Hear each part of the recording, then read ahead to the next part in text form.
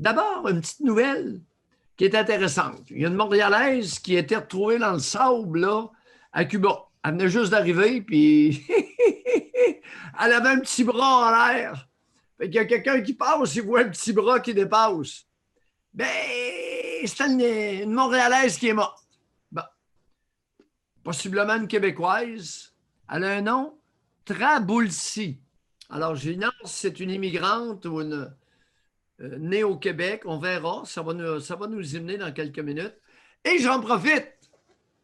La deuxième femme à se faire tuer à Cuba en 2020.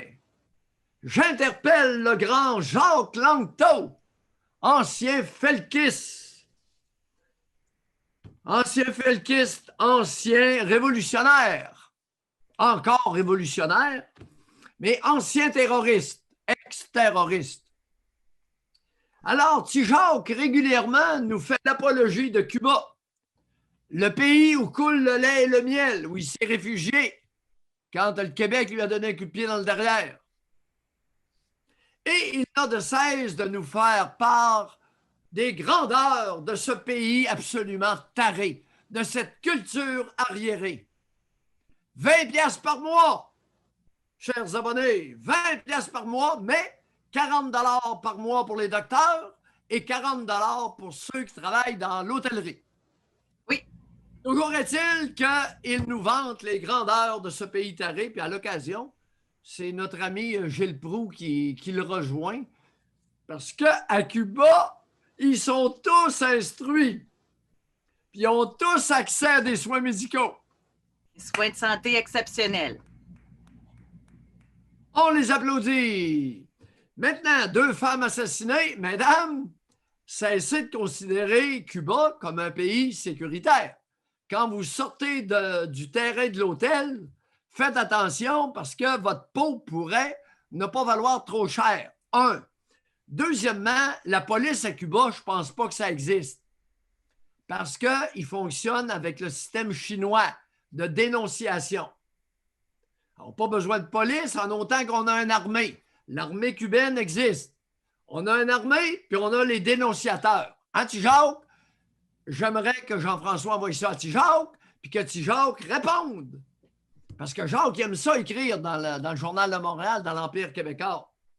Alors, fais-nous l'apologie de ta culture de taré que tu admires tant. Bon, ça m'a fait du bien de le dire. Ça fait assez longtemps qu'il m'écoeure.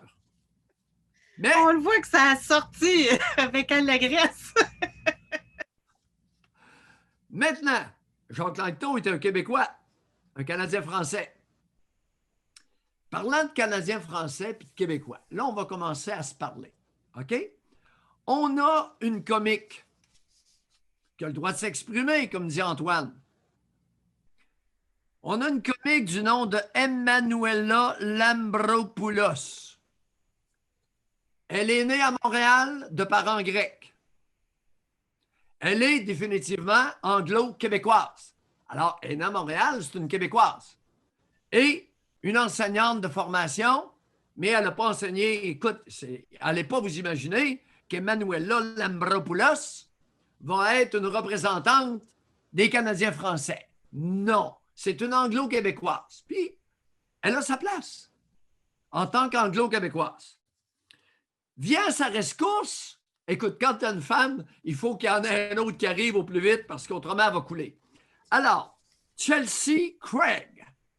Chelsea, de toute évidence, présidente du Parti libéral du Québec.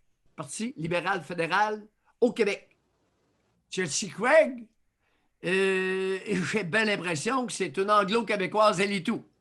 Bon, alors, n'allez pas vous imaginer qu'elle va défendre le fait canadien-français. Et nous arrivons à la charmante, et je le dis sérieusement, elle est vraiment belle, Mélanie Joly. Elle porte son nom. Mélanie est une avocate montréalaise. C'est une Canadienne française. Elle pourrait défendre le fait canadien-français dans tout le Canada. Un Canadien français, ce n'est pas nécessairement un Québécois. C'est un Canadien français. Exemple, Joseph Facal, c'est pas un Canadien français. C'est un franco-québécois, comme il y a des franco-ontariens, comme il y a des franco-manitobains, comme il y a des franco au Nouveau-Brunswick. Au Nouveau-Brunswick, c'est anglo et franco, pas mal moitié-moitié. En Nouvelle-Écosse, il y a un 25-30% de francophones, tout au plus. Et ce sont plutôt, pas nécessairement des Canadiens français, mais des Acadiens. Alors, c'est pas mal commun, c'est pas mal proche de nous autres, ça. Tout ça pour vous dire que, exemple, Dominique Anglade. Dominique Anglade, elle est la chef du parti libéral au Québec. Mais ce n'est pas une Canadienne française. Allez pas vous imaginer qu'elle va épouser la cause des Canadiens français. Elle ne rêvait pas en couleur. C'est une franco-québécoise. Elle est née au Québec. Elle parle français, elle est francophile, ses parents sont haïtiens. Et, là, ce matin, là, Kalinours, ça suffit. Les licornes, non. Alors, la culture, c'est profond. En fait, que n'importe qui va défendre le fait canadien-français au Canada et encore moins au Québec.